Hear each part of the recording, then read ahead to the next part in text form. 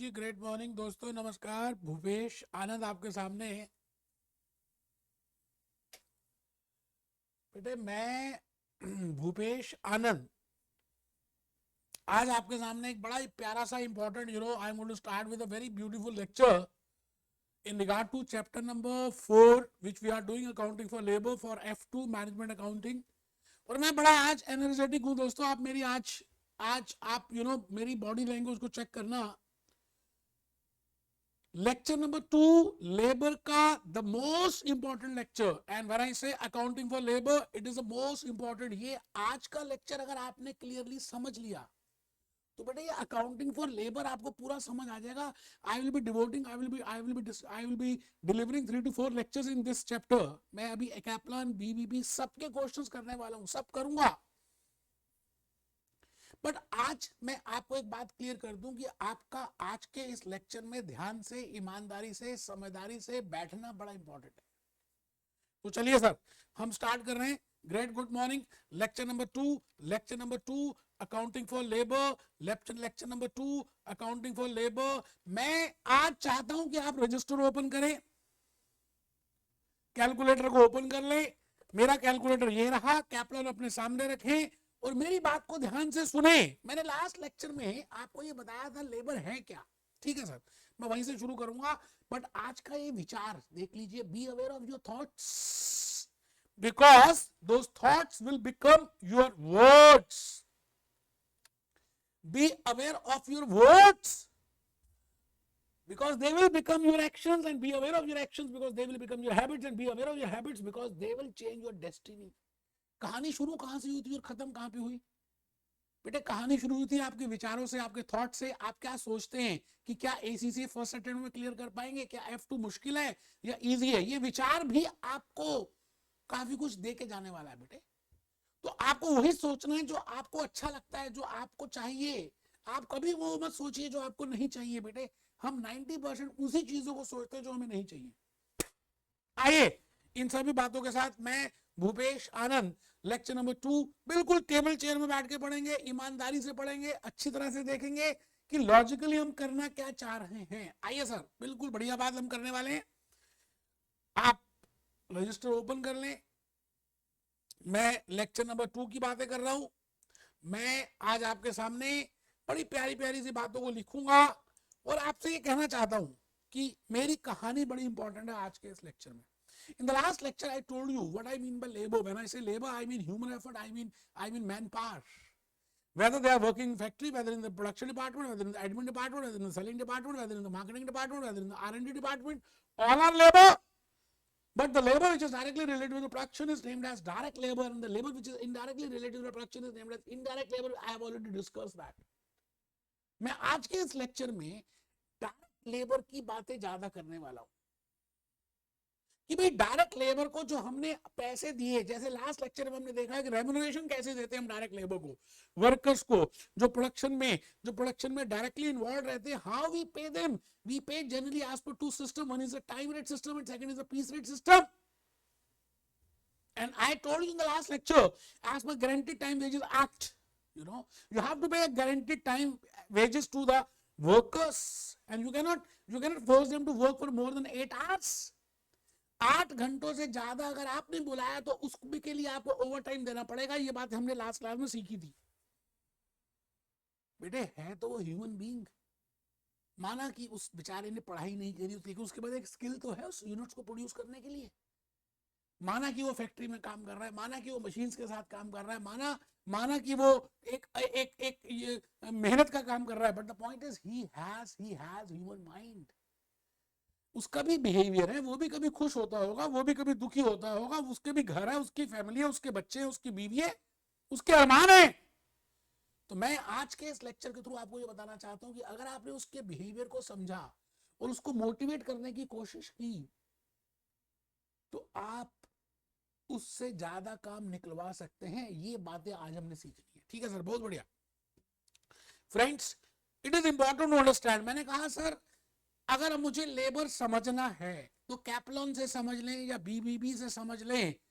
उन्होंने कुछ ऐसी बातें नहीं बताई but they have used while calculating the questions. तो मैं आज के इस लेक्चर के थ्रू ये बताना चाहता हूं कि आपको कुछ बातें पहले से बेसिक टर्म्स, टेक्निकल टर्म्स पता होनी चाहिए. You should be aware of that. And if you are aware of that, अगर आप उसमें अवेयर्ड हैं तो आपको ज्यादा समझ आएगा आज का लेक्चर यार. तो मैंने ये बात लिखी है, you should be aware of some technical terms, then only you can understand accounting for labour. आज मैंने चुनिंदा 6-7 बातों को लिखा जो आपको समझना है. जैसे पहली बात हमने लिखी time recording. You should be aware of what I mean by time recording. In the कैपलन, in the BBB they have used the concept of time recording. Time recording क्या होती है? टाइम रिकॉर्डिंग करते क्यों है, करते किस तरह से हैं, कैसे अटेंडेंस शीट्स बनती हैं, फिर टाइम बुकिंग क्या होती है, what is the difference between time recording and time booking. When I say time booking, it has a different objective, time recording has a different objective. कि भाई एक वर्कर अगर एक जॉब में टाइम लगा रहा है तो कितने घंटे उसने काम किया, क्योंकि हमें उस जॉब की कॉस्ट कैलकुलेट करनी है, उस यूनिट की कॉस्ट कैलकुलेट करनी है.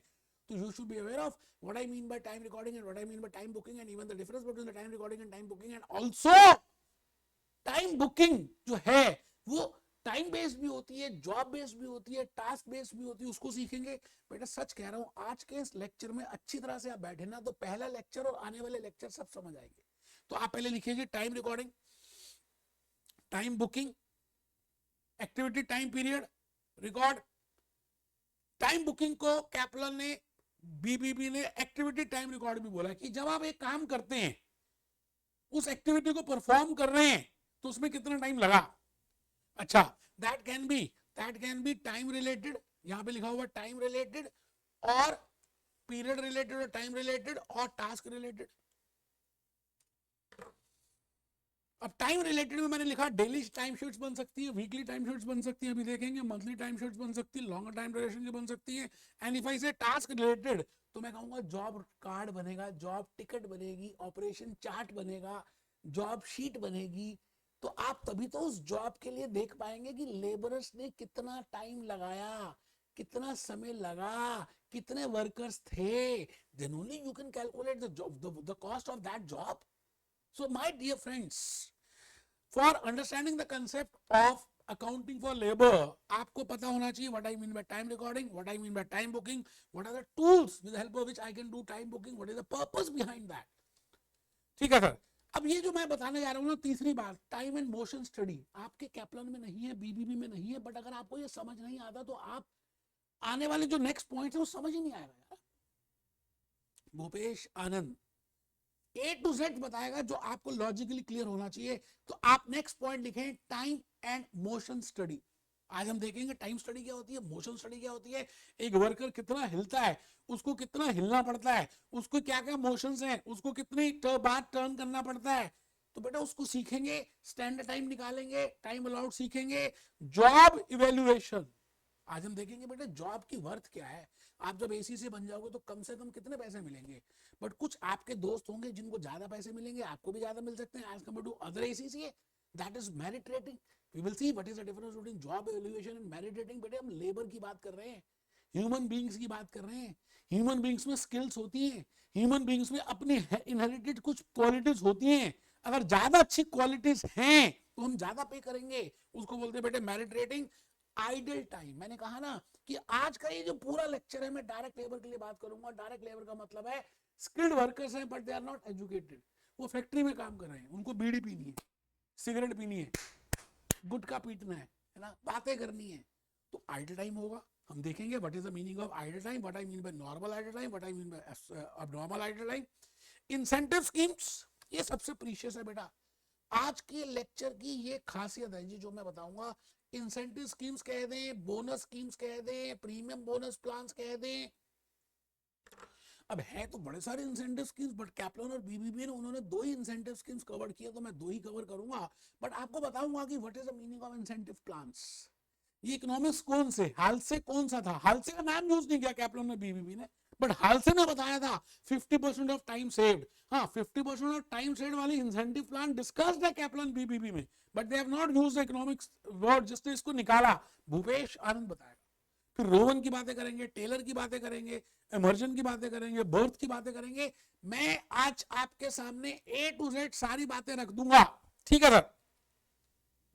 लिखिए ये लिखेंगे बेटा, ये बेटा इंसेंटिव के नीचे थे, है ना, यहाँ लिखा हुआ है इंसेंटिव स्कीम्स और बोनस स्कीम्स और प्रीमियम बोनस प्लान्स, उसके नीचे लिखा हुआ है बेटे पहला pre requisites of effective incentive के, अभी देखेंगे कि इंसेंटिव स्कीम्स के प्री रिक्विजिट्स क्या होना चाहिए, जैसे हेड बॉय को चूज करें तो क्या अच्छी अच्छी बातें होनी चाहिए, फिर हाल से इंसेंटिव प्लान क्या है,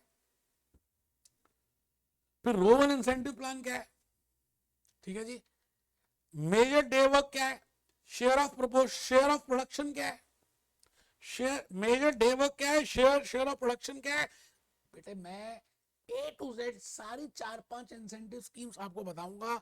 आप देखिए ना, मैं कह रहा हूं ना, लिखा हुआ ना incentive schemes, bonus plan, premium bonus plan, और इसमें पहली बात आज हम डिस्कस करेंगे that is prerequisite of effective incentive scheme, Halsey incentive plan, Rowan incentive plan, measure day work, share of production, सब करेंगे बेटे। अब आप मेरी बात को ध्यान से सुनेंगे, कमर बिल्कुल सीधी करके बैठना है, क्योंकि मेरी कहानी की एक्सप्लेनेशन अब शुरू हो रही है।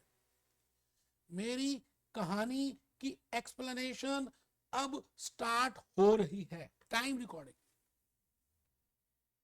आप मुझे बताइए कि मेरी ऑर्गेनाइजेशन है भूपेश आनंद क्लासेस, यहाँ पे जो स्टाफ आता है मेरे पास, बड़े सारे काउंसलर्स हैं, एडिटर्स हैं, वीडियो एडिटर्स हैं, डिजिटल मार्केटर्स बैठे हैं मेरे पास।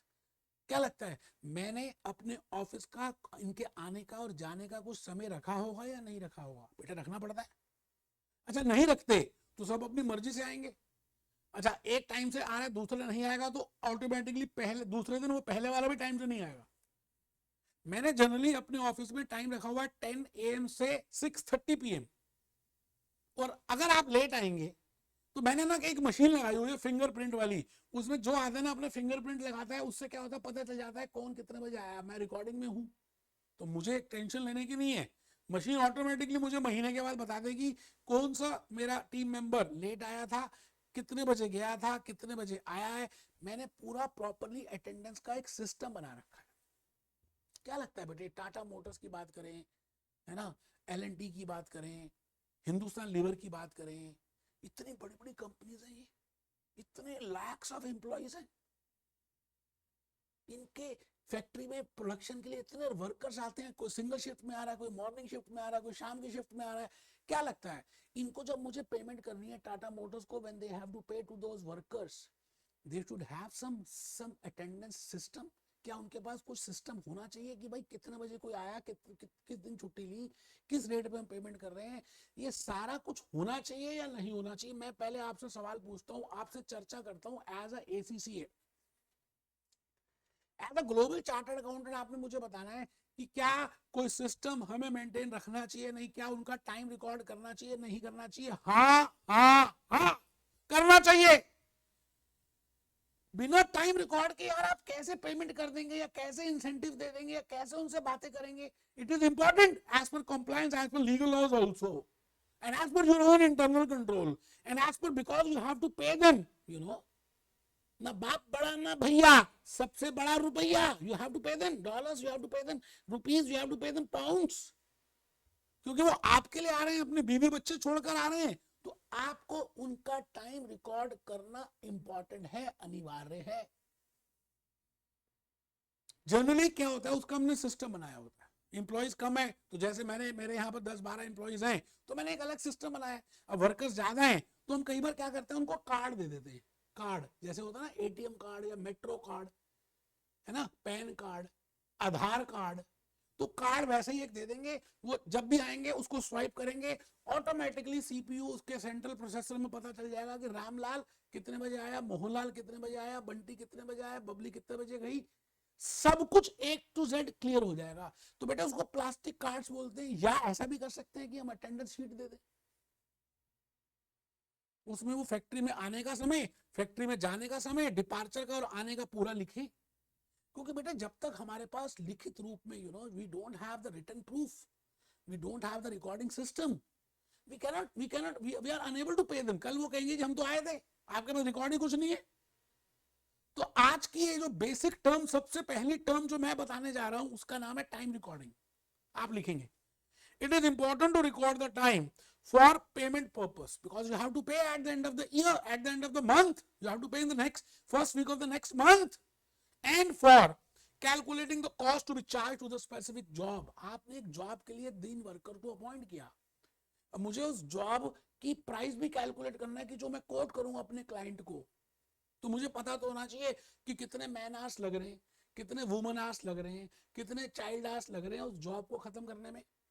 तो उसके लिए रिकॉर्डिंग कंपलसरी है। तो टाइम रिकॉर्डिंग आप समझ रहे हैं, बड़ा इजी टर्म है, कोई ज्यादा मुश्किल है नहीं। इन मैन्युफैक्चरिंग इंडस्ट्रीज, जो बड़ी बड़ी कंपनीज होती हैं जो बड़ा कुछ मैन्युफैक्चरिंग करती है, विमल है, गार्डन साड़ीज है ना, नली साड़ीज है, नेरोलैक पेंट्स हैं, अपोलो टायर्स हैं, अंबुजा सीमेंट है, ये सब कुछ मैन्युफैक्चर कर रही है, प्रोड्यूस कर रही है। सर्विस इंडस्ट्री की बात नहीं कर रहा। मैन्युफैक्चरिंग इंडस्ट्री में सिंगल शिफ्ट होती है। मवाना शुगर्स है, चीनी बना रहे हैं, बलारपुर शुगर मिल्स है। It means whenever they are producing something, generally workers जब फैक्ट्री में एंटर होते हैं या वर्कर जब फैक्ट्री में जाते हैं तो उनको हम कार्ड सिस्टम देते हैं। तो वो लिखा मैंने, in manufacturing industries employees will be given with the attendance record for recording time of arrival and time of departure। कब आए कब गए, ठीक है सर, बहुत बढ़िया। आइए सर, मैं दूसरे टर्म पे आ चुका हूं। देखिए जी, पहली टर्म मैंने डिस्कस भी कर दी। सर आपने पहली टर्म डिस्कस कर दी, हाँ। टाइम रिकॉर्डिंग मैंने आपको लॉजिकली बता दिया कि टाइम है क्या। उसके नीचे लिखा मैंने, उसके लिए टाइम कार्ड्स होते हैं, उसको बोलते हैं gate cards, clock cards, plastic card, swapping करते हैं। These are the tools with the या अटेंडेंस शीट्स, जैसे मैंने अभी भी बताया, अटेंडेंस शीट्स, अटेंडेंस रजिस्टर्स। तो आप टाइम रिकॉर्ड करते हैं इन टूल्स की हेल्प से, and it is very important to record the time.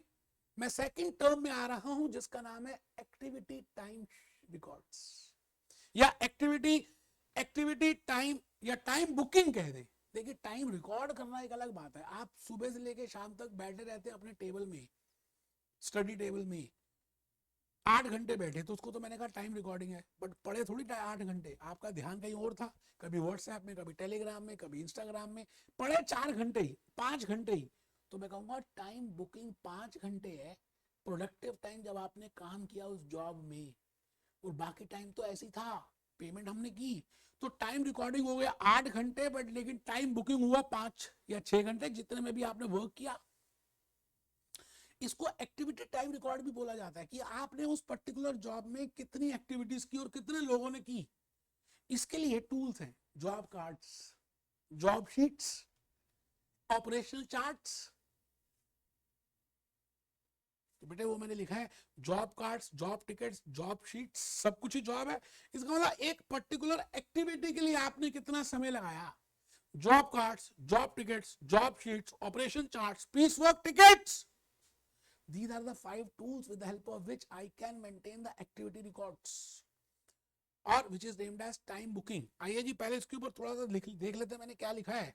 बड़ा ही प्रीशियस है, मैं फिर रिपीट कर रहा हूं, आज के लेक्चर को आप बिल्कुल भी ढीला मत लेना। मैंने लिखा जी टाइम रिकॉर्ड्स, और मैंने लिखा जी एक्टिविटी टाइम रिकॉर्ड्स, और इसमें लिखा जी टाइम बुकिंग, और ए पॉइंट लिखा recording of time spent by employees during jobs. मतलब जब वो एक्चुअली में फैक्ट्री में आ गया और उसने जो अपना समय उस जॉब को खत्म करने के लिए लगाया, उसमें जो एक्टिविटीज की, जब जब वो एक्टिविटीज कर रहा था, जो जो समय उसने लगाया, तो मैं ये कहना चाहता हूं कि उसको हम बोलते हैं recording of time spent by employees during jobs. आप मेरी बात समझ रहे हैं? मेरी बात को समझ आ रही है आपको? है जी। तो बेटे इसमें हमने ये देखना है कि टाइम कैसे, एक्टिविटी टाइम रिकॉर्ड्स का मतलब है recording of time spent by employees during jobs, recording of time spent during jobs. Job में कितना समय लगा उसको बोलते हैं बेटे activity time records. Activity time records can be, अब बेटे ये बड़ा प्रीशियस है, आपके एग्जामिनेशन में ये आया हुआ है। एक्टिविटी टाइम रिकॉर्ड्स या तो पीरियड रिलेटेड हो सकते हैं, और या टास्क रिलेटेड भी हो सकते हैं। मतलब जॉब रिलेटेड भी हो सकते हैं, पीरियड रिलेटेड भी हो सकते हैं। तो मैंने 2 चीजें बनाई, टाइम रिलेटेड और टास्क रिलेटेड। पहले आपने अपने रजिस्टर के पेज को इसी तरह से 2 पार्ट्स में डिवाइड करना है। टाइम रिलेटेड, जैसे बेटे मैं एक एसीसी हूँ, आप you will be, I am practicing chartered accountant, और आप एसीसी कर रहे हैं, आप भी प्रैक्टिस करेंगे या आप जॉब करेंगे। अगर मान लेते हैं आप प्रैक्टिस कर रहे हैं, अपनी फर्म आपने एसीसी की अमेरिका में, लंदन में कहीं पे ओपन की, तो और आपके पास टैक्स कंसल्टेंसी का स्पेशलाइजेशन है और आपके पास बड़े सारे क्लाइंट्स हैं, तो आप ये बताइए, जब आप जितना टाइम जिस क्लाइंट के लिए लगाएंगे उतना टाइम आप नोट करेंगे ना, क्योंकि उसके अकॉर्डिंगली बिलिंग करेंगे उस क्लाइंट के लिए। इसको बोलते हैं पीरियड एक्टिविटी रिकॉर्डिंग। एक होती है जो टास्क एक्टिविटी रिकॉर्डिंग, मतलब एक काम दे दिया एलएनटी वालों ने, एक कॉन्ट्रैक्ट, एक ब्रिज बनानी है, उसमें कितना समय, उसमें उस ब्रिज बनाने में क्या क्या लगा, कितना टाइम लगा, that is task related. I think आप समझ रहे हैं। एक्टिविटी टाइम रिकॉर्डिंग के दो पार्ट्स हम कर सकते हैं, दो पार्ट्स, दो ब्रांचेस कर सकते हैं। पहली ब्रांच का नाम है पीरियड रिलेटेड और दूसरी ब्रांच का नाम है टास्क रिलेटेड। पीरियड रिलेटेड में मैंने लिखा service industries, ACC practicing firm, tax consultancy firm, days, it can be, I can prepare, you know, it can be prepared in days, it can be prepared in weeks, it can be prepared in months। उसको बोलते हैं बेटे, उसको बोलते हैं period related job tickets, period related job cards, period related operation charts, period related job sheets. And if I prepare on the basis of task, तो मैंने task में घड़ा बनाया, जॉब कार्ड से आप टास्क कर सकते हैं, job sheets, job tickets, operation charts, piece work tickets. बेटे बड़ी मेहनत की है, मैं आपको सही बता रहा हूँ, आप इसको नॉर्मल लेक्चर मत मानना। अगर आप आज आकर लेक्चर आपने ध्यान से सुन लिया ना, तो आपको सारी बातें क्लियर हो जाएंगी। सवाल है कि आप लिख रहे हो या नहीं, वो पता नहीं मुझे। ठीक है सर, मैं आगे आ गया जी, नेक्स्ट टर्म की बात में आ गया। बड़ा इंपॉर्टेंट कंसेप्ट बताने जा रहा हूं, क्योंकि अगर आपको ये कंसेप्ट समझ आ गया ना, तो आने वाले इंसेंटिव स्कीम्स भी आपको समझ आ जाएंगे। इसको बोलते हैं बेटे टाइम एंड मोशन स्टडी। अच्छा, आपने कैप्लन परचेज किया होगा, तो उससे पहले भी अगर एनालिसिस किया हो या कैप्लन में भी देखा हो, तो वो बताते हैं कि भी F2 करते हैं तो इतने घंटे की स्टडी चाहिए। क्या लगता है, वो इतने घंटे की स्टडी उन्होंने अपने आप सोचा या उन्होंने एवरेज लिया होगा सारे बच्चों से पूछ के? किसी के 100 घंटे लगे, किसी के 150 घंटे लगे, किसी के 180 लगे, किसी के 90 लगे। उन्होंने उसका एक एवरेज कैलकुलेट किया कि नॉर्मली F2 को कंप्लीट करने में इतना टाइम लगना चाहिए। अब जितना टाइम लगना चाहिए उसको बोलते हैं टाइम अलाउड। मेरी बात आप समझ रहे हैं? उसको स्टैंडर्ड टाइम भी बोलते हैं कि भाई एसीसी करने में 1.5 ईयर में हो जानी चाहिए। अब ये कैसे पता चला कि एसीसी करने में 1.5 साल, 1.5 year, you require this much number of quarters, it means you require 6 quarters, you can complete 13 papers. क्योंकि हमने क्या किया, 500 बच्चों की स्टडी की, कुछ पाकिस्तान से पकड़े, कुछ लंदन से पकड़े, कुछ अमेरिका से पकड़े, कुछ झुमरी तलैया से पकड़े, कुछ इंडिया से पकड़े, कुछ नाइजीरिया से पकड़े, कुछ दुबई से पकड़े, और उनका ऑन एन एवरेज कैलकुलेट किया। और हमें लगा कि भाई नॉर्मली मोटा मोटी 18 मंथ्स में क्लियर हो जाता है।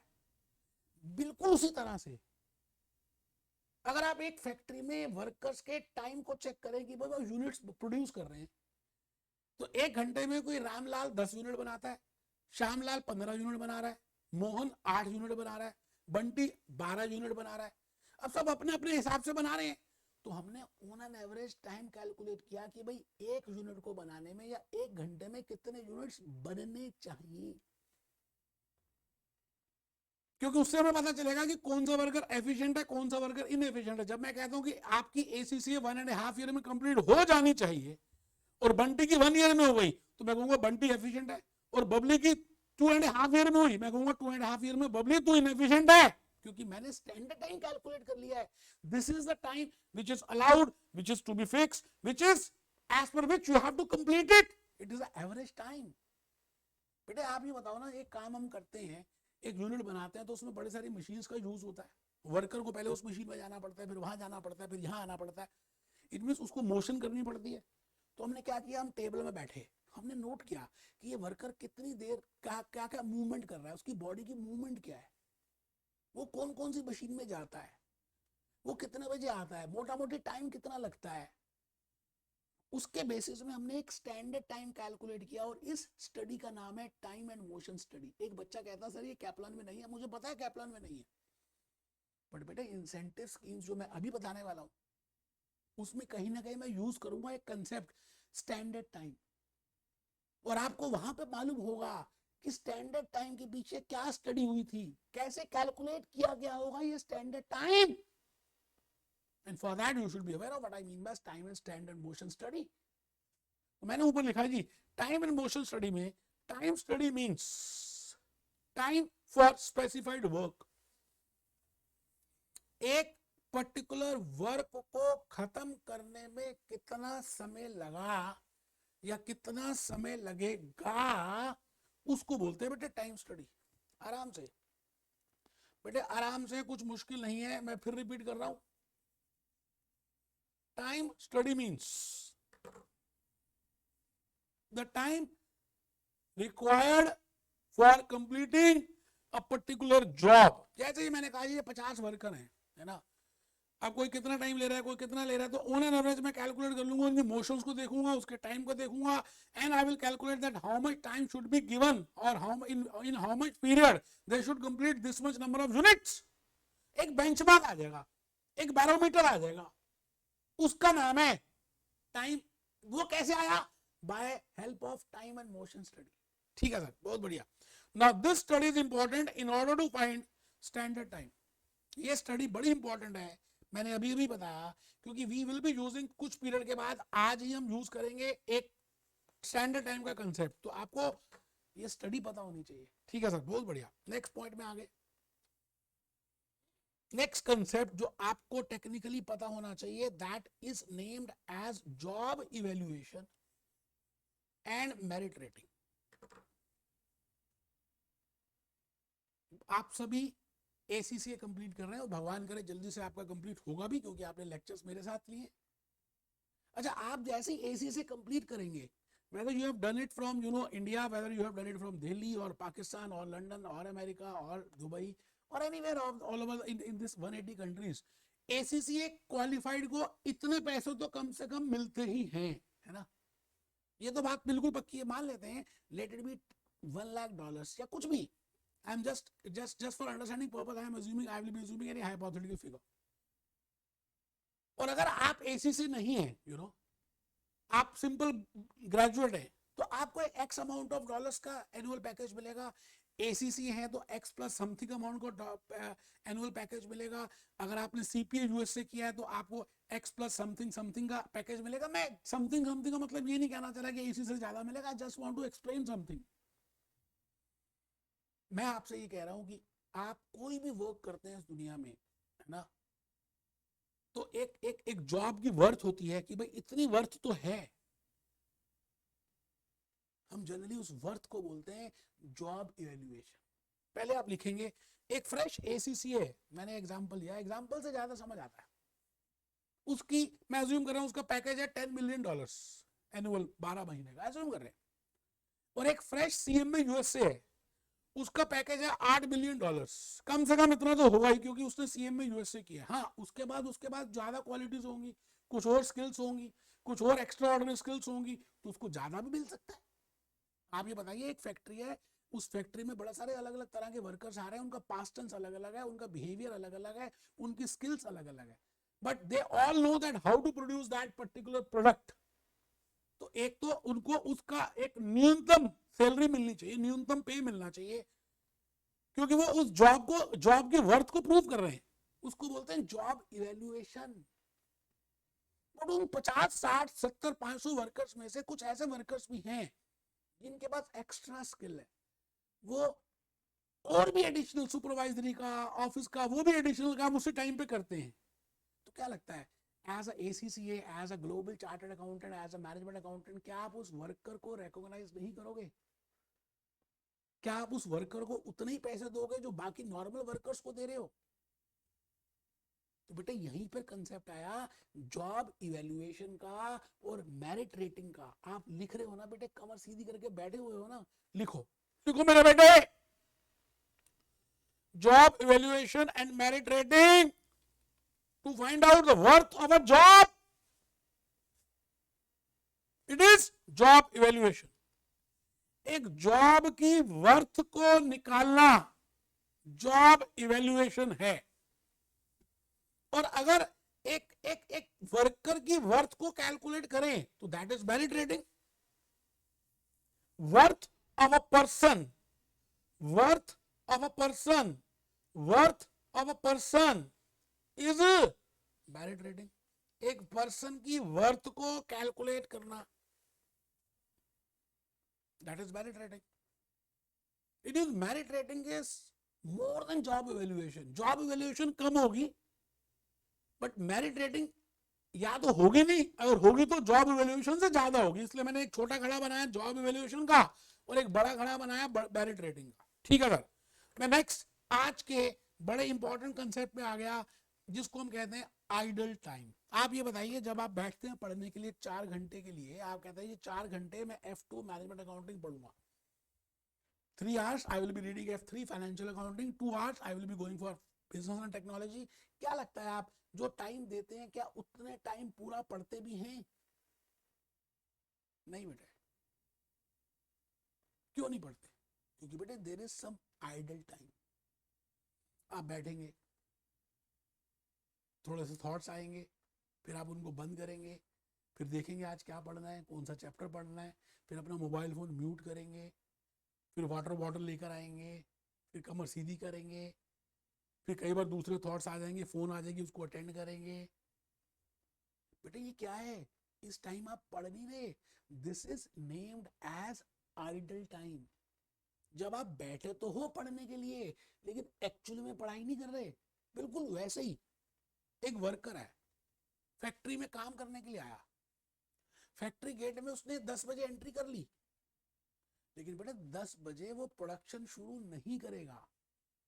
वो आएगा फैक्ट्री गेट, कंपनी के गेट से फैक्ट्री तक, रास्ते में उसको दोस्त मिलेंगे, ह्यूमन बीइंग है, वो सबसे हेलो हाय करेगा, हालचाल पूछेगा, मजाक करेगा, बातें करेगा, 1 कप ऑफ टी पिएगा, 15-20 मिनट तो इसी में निकल जाएंगे।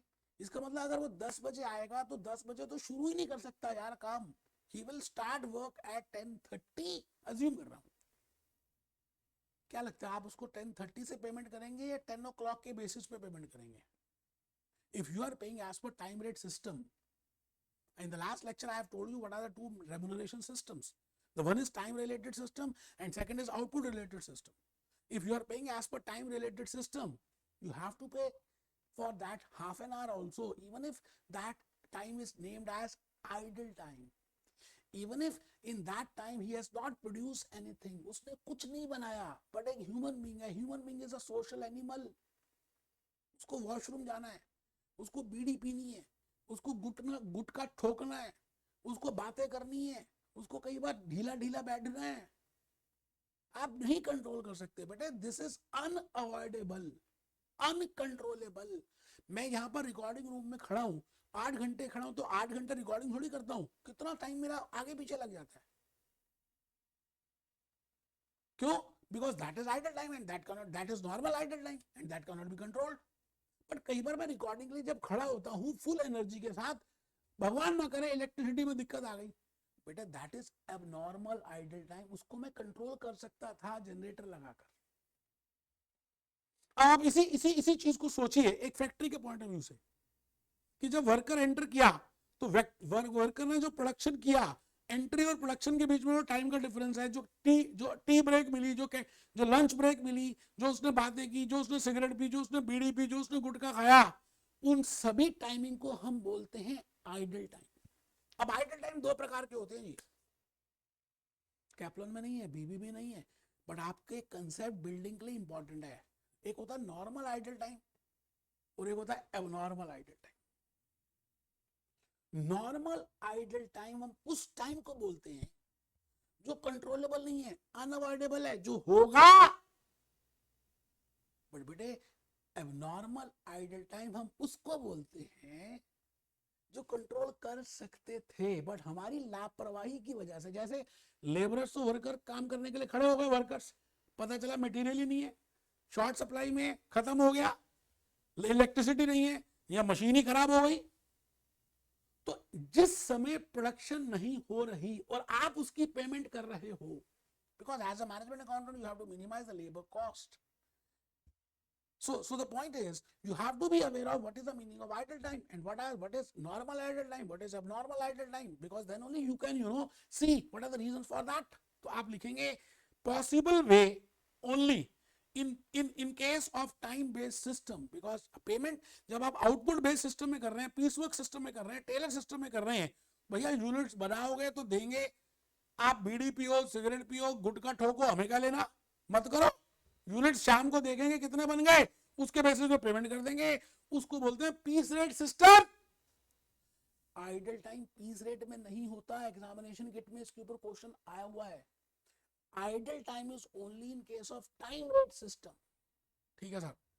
Idle time can be of two parts, normal idle time and abnormal idle time.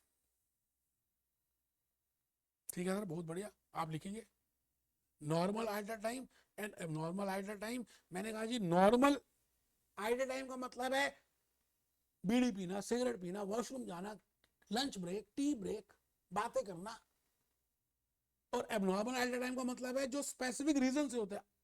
Electricity चली गई, power breakdown, machine breakdown, materials short supply. ठीक है सर, बहुत बढ़िया. बेटे मैं आज के इस लास्ट पॉइंट में आने वाला हूं.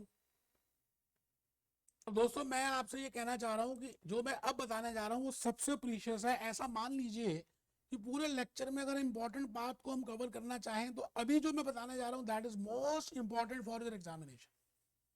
बट ये बात आपको पहले समझ ही नहीं आ सकती थी unless and until you are aware of time recording, unless and until you are aware of time booking, unless and until you are aware of time and motion study, how we can calculate the standard time. अभी देखना use आएगा standard time का.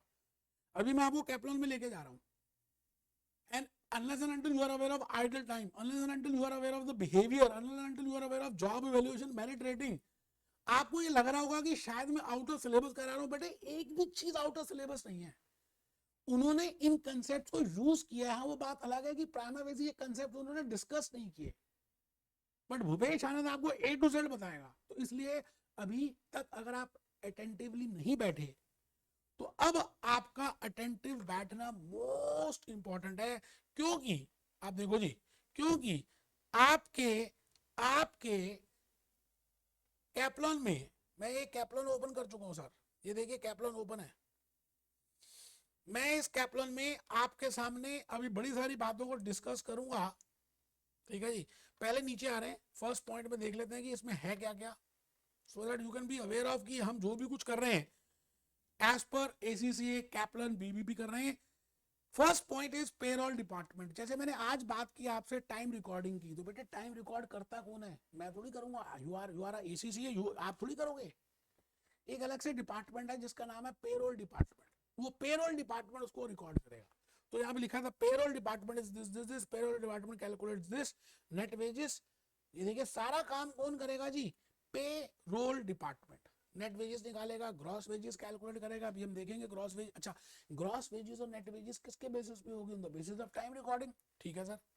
Time related systems, the most common remuneration method is to calculate or pay or wages based on the number of hours an employee works. And how I am aware that this much number of hours employee works, that is if I have done time booking, time recording, job sheets, daily sheets, weekly sheets, monthly sheets, job cards, job tickets, operation charts, activity sheets. तो time relevant system आपको समझ आया. उसके बाद इसमें ये लिखा हुआ है, ये हमने लास्ट लेक्चर में किया था, time sheets, time records, time cards, job sheets. Job sheets time activity time recording है, and normal time recording is time sheets and time cards. जो मैंने आपको स्वाइप कार्ड्स की बात की. बेटे मैं इस समय आपको सीधा लेके जाना चाहता हूँ. अब ये देखिए जी, टाइम शीट का एक फॉर्मेट जो मैंने आपको बताया था, for time recording we prepare a sheet and that sheet can be daily prepared in the daily format or in the weekly format or in the monthly format, but that sheet is named as time sheet. Getting my point? तो बेटा time sheet में देखो क्या लिखा हुआ है, employ का नाम, जैसे जैसे जैसे मैं कहता हूँ बंटी है उसका नाम, तो बंटी लिख दिया, उसने स्टार्ट कब किया, उसका डिपार्टमेंट कौन सा है। अब ऐसा भी हो सकता है ना, जैसे आप एक हॉस्पिटल की बात करें तो उस हॉस्पिटल में एक पेशेंट को देखने के लिए कार्डियोलॉजिस्ट भी आ रहा है, न्यूरोलॉजिस्ट भी आ रहा है, डाइटिशियन भी आ रहा है, योगा वाला भी आ रहा है, बड़े सारे डॉक्टर्स आ रहे हैं, तो हम ये चेक करेंगे कितने डॉक्टर्स आए तभी तो उसकी पेशेंट की बिलिंग होगी। बिल्कुल वैसे ही एक पर्टिकुलर जॉब करने के लिए अलग अलग वर्कर्स अलग अलग डिपार्टमेंट से आ रहे हैं, तो उनका कितना टाइम लगा, वो कब आए कब गए, क्या किया कैसे किया, इसका पूरा जो मामला start finish time production supervisor signature. फिर डे टू में start finish time production supervisor signature. फिर नीचे आ गया जी टोटल टाइम, टोटल कितना लगा, टाइम अलाउड कितना था। अब बताओ अलाउड कैसे पता चलेगा, जब तक आपको टाइम एंड मोशन स्टडी मालूम ही नहीं होगी, how you can calculate time allowed and time saved. Because जब तक मुझे पता नहीं होगा टाइम टेकन कितना है, एक बच्चों को नींद आ रही थी, वो कहता है टाइम टेकन कितना है और टाइम अलाउड कितना है। और बेटे टाइम टेकन होता है जब आपने एक्चुअली में कितना समय लिया एसीसीए को कंप्लीट करने में, 2 साल, तो टाइम अलाउड था 1.5 ईयर, तो आपका टाइम सेव्ड नहीं है। बट एक बच्चे ने 9 मंथ्स में कंप्लीट कर लिया, I am just taking hypothetical case, तो इसका मतलब मैं ये कह सकता हूं स्टैंडर्ड टाइम था 18 months, but he has completed within 9 और 10 months, let it be 10 months, so 8 months are time saved. ऐसे ही एक वर्कर को हमने उसकी टाइम मोशन स्टडी से टाइम कैलकुलेट किया कि टाइम इतना लगना चाहिए, आपने कितना लगाया, कितना बच गया, इस sheet is named as time sheet. अब इसके बेसिस में हम इंसेंटिव देने वाले हैं, ठीक है सर। आइए आइए बेटे देखो, मैं सब कुछ जो बता रहा हूँ प्यार से बता रहा हूँ और आपको समझ आए इन बातों को ध्यान में रख के बता रहा हूँ। मैंने भूपेश आनंद ने आज आपके सामने लेक्चर 2 की कहानी रखी है। ऐसा मान लीजिए कि जो भी कुछ मैंने अभी तक बताया सब बेकार था, अब जो बता रहा हूं सबसे प्रीशियस है, क्योंकि उसका सारा मजा अब आएगा। इंसेंटिव स्कीम्स, मैं आज आपके सामने खड़ा हूं, हम सबके पेरेंट्स ने और आपके पेरेंट्स ने भी ये इंसेंटिव स्कीम हमारे साथ यूज की हुई है। पहले हम सुनते हैं अपनी घर घर की कहानी का एग्जांपल। मैं अपनी बात करूंगा, मैं जब 9th में था या 10th में था, तो 10th में हमारी इंडिया के दिल्ली में मेरा स्कूल है बाल भारती पब्लिक स्कूल, तो बेटे वहां ना 10th में बोर्ड एग्जामिनेशन होते हैं, तो मेरे पेरेंट्स ने कहा कि अगर तेरे 70% प्लस आएंगे तो हम तेरे को एक बड़ी अच्छी सी वॉच लेके देंगे। उस जमाने में मोबाइल फोन का जमाना नहीं था, इसका मतलब अगर ये होगा तो हम ये लेके देंगे। अब आपको क्या लगता है, एक स्टेटमेंट ऐसी की उन्होंने, दूसरी स्टेटमेंट ये की कि अगर ये नहीं हुआ तो हम ये नहीं देंगे। मैं बात वही कहना है, बट आप देखिए कहने का अलग एक अंदाज है, आप जिस अंदाज से कहते हैं, एक ऐसा भी है जिससे वो लोग पॉजिटिव हो जाते हैं और एक ऐसा भी है जिससे वो पॉजिटिव नहीं होते, नेगेटिव हो जाते हैं। जैसे मैंने कहा कि पेरेंट्स कह रहे हैं जी अगर तेरे 70% आएंगे तो हम तेरे को वॉच लेके देंगे, एक तो ये स्टेटमेंट है। अब आपने बताना है कि आप मोटिवेट किस में हो रहे हो। और दूसरी स्टेटमेंट है अगर 70% से कम आएंगे तो हम वॉच नहीं देंगे, का बात वही है। बट बेटे जो 70% से कम आएंगे हम वॉच नहीं देंगे, that is a negative statement. मेरी बात आप समझ रहे हैं, बिल्कुल ऐसे ही। आप ये बताइए कि मैंने आपको लास्ट लेक्चर में बताया था कि as a management accountant your objective is not to your objective is to minimise the labour cost.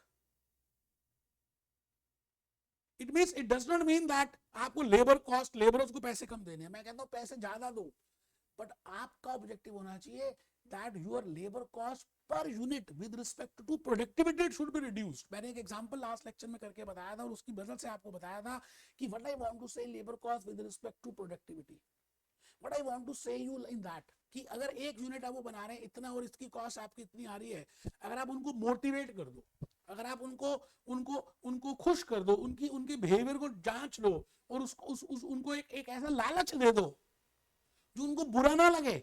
अगर वो मीट हो गया तो अच्छी बात है, नहीं मीट हुआ तो भी नेगेटिव स्टेटमेंट ना आए, उसको बोलते हैं इंसेंटिव। बिल्कुल वैसे ही आप वर्कर्स के लिए अगर आप करते हैं as a ACC, as a management accountant, तो बेटे हमारे यहाँ पर पूरी दुनिया में कुछ इकोनॉमिस्ट हो गए, उन्होंने कहा कि अगर आपको सच में लेबर कॉस्ट पर यूनिट मिनिमाइज करनी है, मतलब with respect to productivity minimise करनी है, तो आप क्या करो, उन वर्कर्स को प्रलोभन दो, लालच दो कि वो उतने ही टाइम पे ज्यादा काम करें।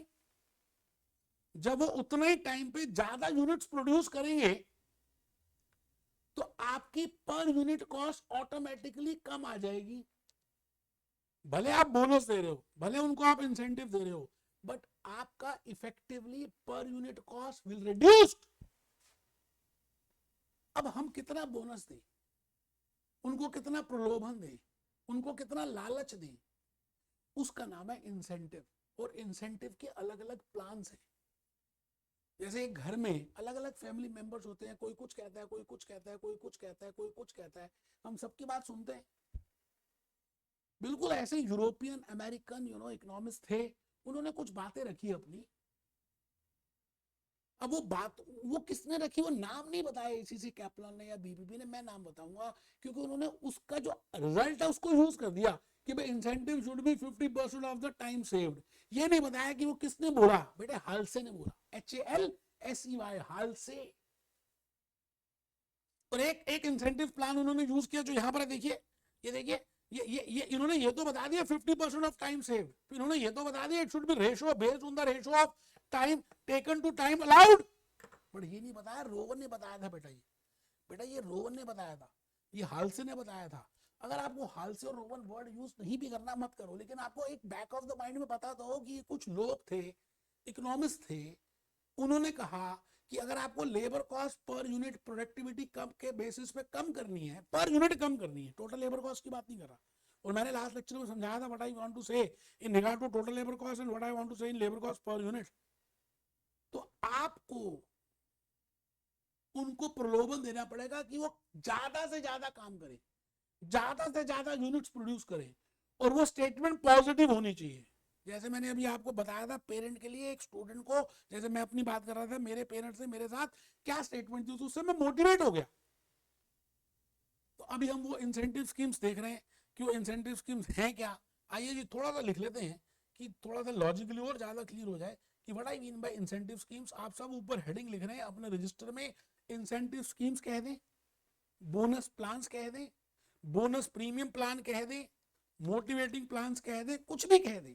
मुझे 3-4 प्लान्स बताने हैं जो कैपलान बीबी में हैं। वैसे प्लान्स तो 10-12 हैं, बाकी कोर्सेज में ज्यादा है, बट आपके एसीसी में उन्होंने खाली 3-4 प्लान से डिस्कस किया, तो मैं वही डिस्कस करूंगा। बट आपको लॉजिकली मैं बता चुका हूं कि व्हाट आई वांट टू से incentive, what is labor cost, what is labor cost per unit, what I mean by productivity, what is time and motion study, what is idle time, what is job evaluation।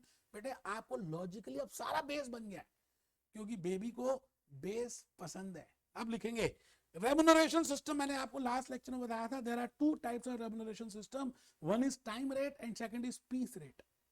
अच्छा, ये जो incentives उन्होंने बताए हैं ये time rate में भी हैं, जो मैं भी बताऊंगा, 50% ऑफ टाइम सेव और time saved upon time with the ratio of time allowed with respect to time taken, that is on the basis of time rate system।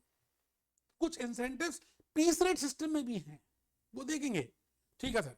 Management accountant objective is to reduce labour cost with respect to productivity. I think ये बात सबको समझ आ गई। Per unit cost की बातें कर रहे हैं। Productivity can only be increased if worker is motivated. आप किसी से ज्यादा काम तभी करा सकते हैं जब आप उसके मन को जीत लें। हम छोटे बच्चों को बोलते हैं, मैं अपने बेटे को बोलता हूँ बेटा ये नहीं करना, ये नहीं, ये ऐसे करना है, वो नहीं करता। लेकिन जब मैं उसके मन को जीतता हूँ, कुछ ऐसी बात बोलता हूँ जो उसको सच में लगती है इमोशनल, फिर वो करता है। अगर मैं किसी लेबर को, वर्कर को ये बोलूं कि भाई ये काम 1 घंटे में तू इतने यूनिट बना रहा है, अगर तू इससे ज्यादा यूनिट बनाएगा, एक टारगेट फिक्स कर देते हैं। अगर वो टारगेट तूने मीट कर दिया, जैसे मैंने कहा था 70% का एक टारगेट है एक स्टूडेंट के लिए वॉच देने के लिए, मेरे पेरेंट्स ने जो मुझे कहा, ऐसे हम किसी वर्कर के लिए एक टारगेट फिक्स कर दें कि भाई 10 यूनिट तक बनाए तो तेरे को पैसे देंगे, बिल्कुल नॉर्मल रेट ही देंगे।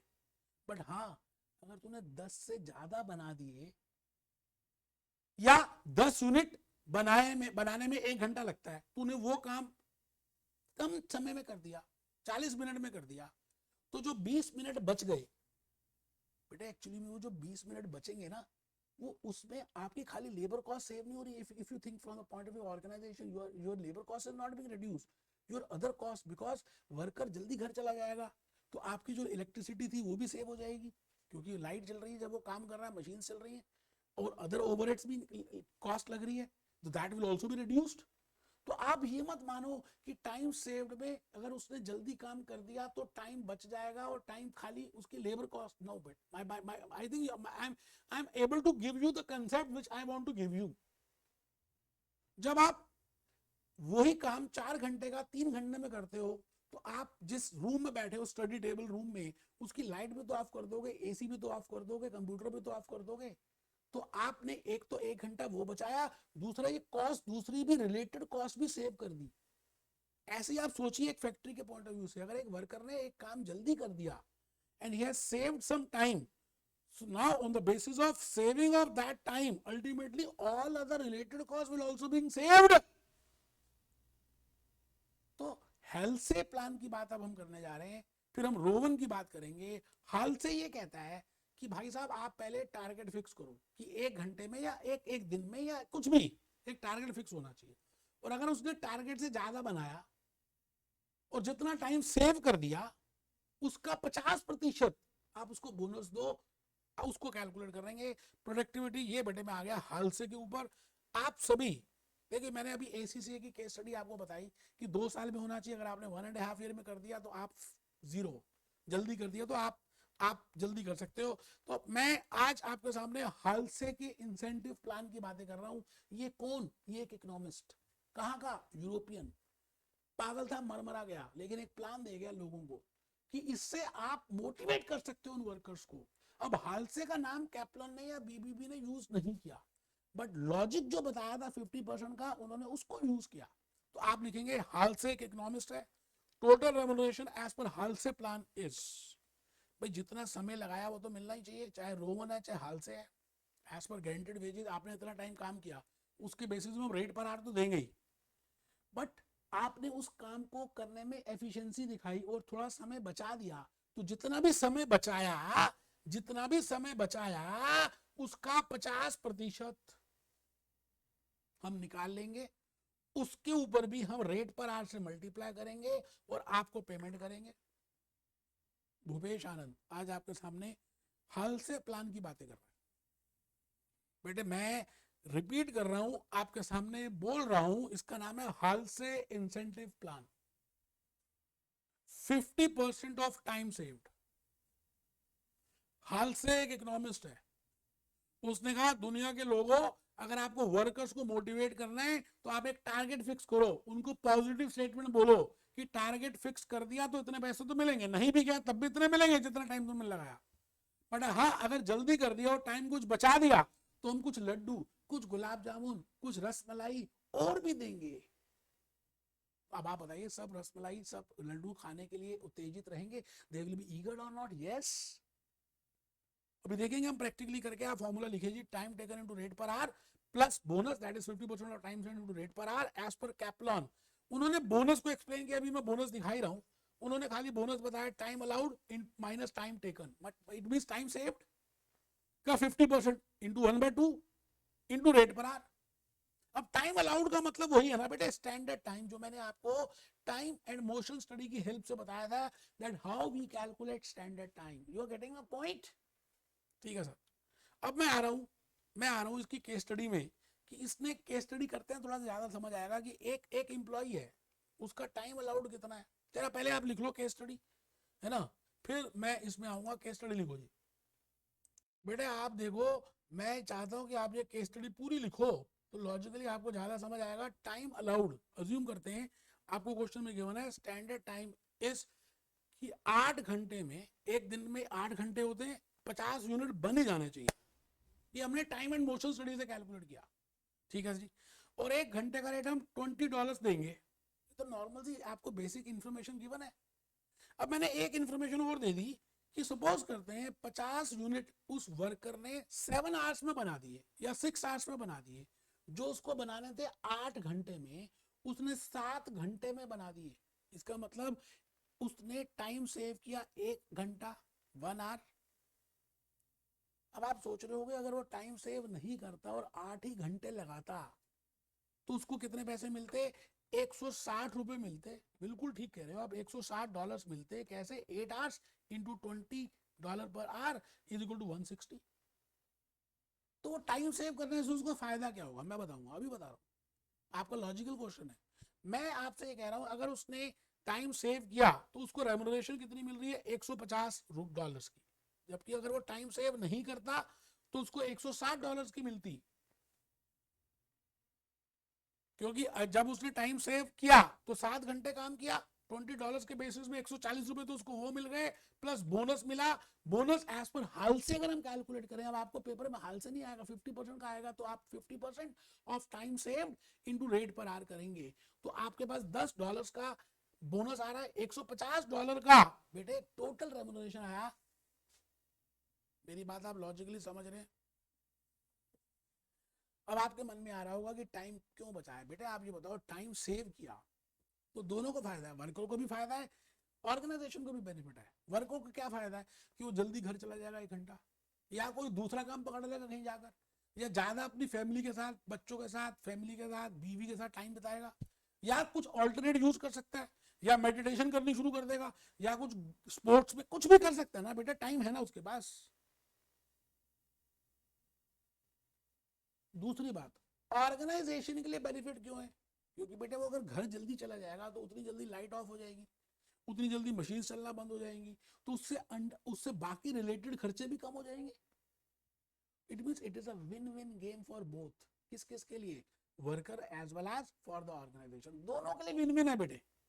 अभी चांस की बात है, मैंने टाइम सेट 1 रखा है, अगर मैं थोड़ी सी फिगर्स चेंज कर दूं तो आपको दिखेगा कि इतना ज्यादा डिफरेंस नहीं, और ultimately both the parties will be gainer, you know. ठीक है सर, अब मैं आ रहा हूँ नेक्स्ट प्लान की तरफ जो हमारे कैपलॉन में गिवन है।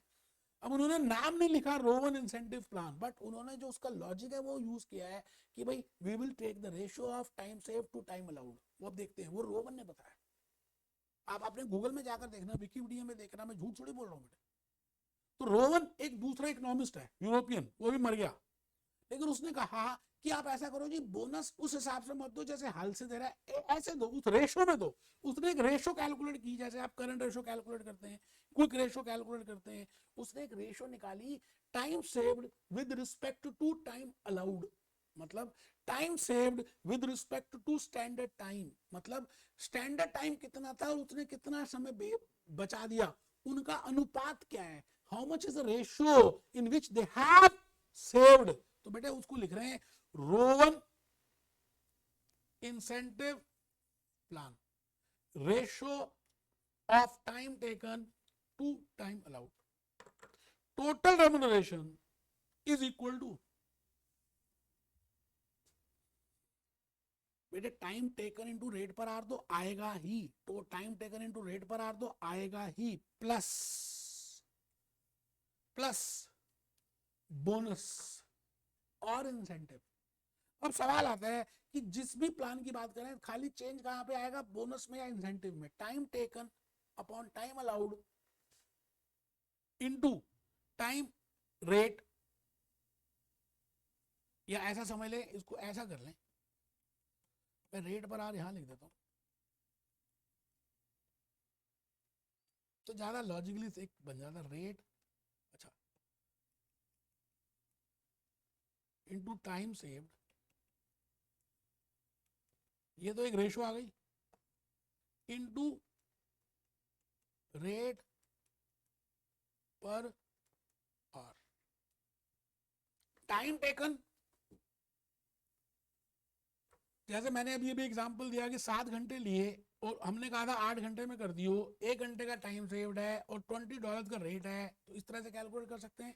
इसको मैंने किया है आपके सामने, आइए देखें, एज पर रोवन उसको क्या क्या मिलेगा, एक तो जो उसने टाइम टेकन किया है इनटू रेट पर आवर तो मिलेगा ही, प्लस बोनस मिलेगा, 7 घंटे काम किया $20 के बेसिस पे तो $140 तो मिलेंगे ही, प्लस बोनस, क्या बोनस क्या है, बोनस क्या है, 7/8, 7 कहां से आया, टाइम टेकन, 8 क्या है स्टैंडर्ड टाइम, इंटू 1 क्या है time saved, into rate per are, ये आ गया बेटा 17.5, ये आपके सामने आ गया $157.5 का रेट आ गया बेटा। इसका मतलब अगर हम रोवन, वो ऑर्गेनाइजेशन रोवन प्लान लगाती है तो $157.5 का उसको रेम्यूनरेशन पे करना पड़ेगा। अभी इसको कंपेयर मत करें कि हेल्थ से में ज्यादा पेमेंट करना पड़ेगा या रोवन में, अभी उसमें मत जाइए, अभी इसमें भी मत जाइए कि अगर वो 8 घंटे करता तो उसको 160 रुपए मिलते। मैंने कहा ना, अभी बड़े सारी बातें हैं, आपको लॉजिकली धीरे धीरे समझ आएगा। टाइम सेव बहुत बड़ी चीज होती है बेटा, उसके ऑल्टरनेटिव यूजेस होते हैं। तो आप ये मत सोचोगे अगर टाइम लगाता है 1 घंटा, अब आप ये बताओ ना 7 घंटे में उसको रेट मिल रहा है 157.5 का, है ना। अगर आपके हिसाब से हम सोचे 8 घंटे में उसको रेट मिलता है 160 का, तो आप 1 घंटे का रेट निकाल लो, 157.5 डिवाइडेड बाय 7, ये आ गया जी $22.5 1 घंटे में उसको मिल रहे हैं, और यहाँ $20 मिल रहे हैं। बताओ रेट पर आर तो ज्यादा ही मिल रहा है ना। आप as a accountant, as a management accountant, आप एज ए प्रोफेशनल देखो, how much is the rate per hour you are getting. गधों जैसे जिंदगी थोड़ी जीनी है, यहाँ पे घोड़ों जैसे काम कर रहा है वो, और यहाँ गधों जैसे काम कर रहा है, उसको रेट ज्यादा मिल रहा है। 1 घंटे का $22.5 मिल रहे हैं, और वहां पर 1 घंटे के $20 मिल रहे हैं। आइए मैं एक बार दोबारा आपको कैप्लन में लेके जा रहा हूं, और बड़ी प्यारी प्यारी सी बातें समझाना चाहता हूं कैप्लन के थ्रू। आइए बेटे, एक बार लास्ट पॉइंट, मुझे मालूम है कि क्लास थोड़ी सी लंबी हो गई, लेकिन देखिए लॉजिकली तभी तो समझ आएगा जब आप सारी बातें समझेंगे। मैंने ये पहला प्लान बता दिया जी 50% वाला ख्याल से का, दूसरा बता दिया जी रोवन का, time taken upon time allowed into time saved, bracket में इनटू रेट पर आवर। ठीक है जी, ये मेजर्ड डे वर्क और एक ये शेयर ऑफ प्रोडक्शन, आप आराम से इसको पढ़ लेना, ज्यादा मुश्किल है नहीं। जो मुश्किल से मैंने सारा बता दिया, बड़ा सिंपल सी थ्योरी है कि मेजर डे वर्क क्या है। इसमें हम एक डे वर्क में देख लेते हैं टाइम एंड मोशन स्टडी, जो आपको मैंने एक्सप्लेन किया कि एक दिन में कितना काम हो जाता है मोटा मोटी, उससे ज्यादा अगर करता है तो हम इंसेंटिव दे देंगे। इसमें टाइम सेव की बात नहीं है, बस हम अपने मेजर डे वर्क देख लेते हैं कि एक दिन में हमने जो मेजरमेंट की टाइम एंड मोशन स्टडी से, आप कितना काम कर लेते हो, है ना। और दूसरा शेयर ऑफ प्रोडक्शन, मतलब आपका उस वर्कर का उस प्रोडक्शन में कितना शेयर है, उसके बेसिस पे हम उसको इंसेंटिव देते हैं। दोनों थ्योरेटिकल हैं, आप एक बार थ्योरी में पढ़ना, मैं लेक्चर नंबर 3 में इसके ऊपर और डिटेल में बताऊंगा। आई थिंक लेक्चर 1 और 2 तक आपको logically accounting for labour clear है ना। तो अब हम कुछ क्वेश्चंस हैं जो लेक्चर 3 में डिस्कस करेंगे। Be happy, B jolly, B cheerful.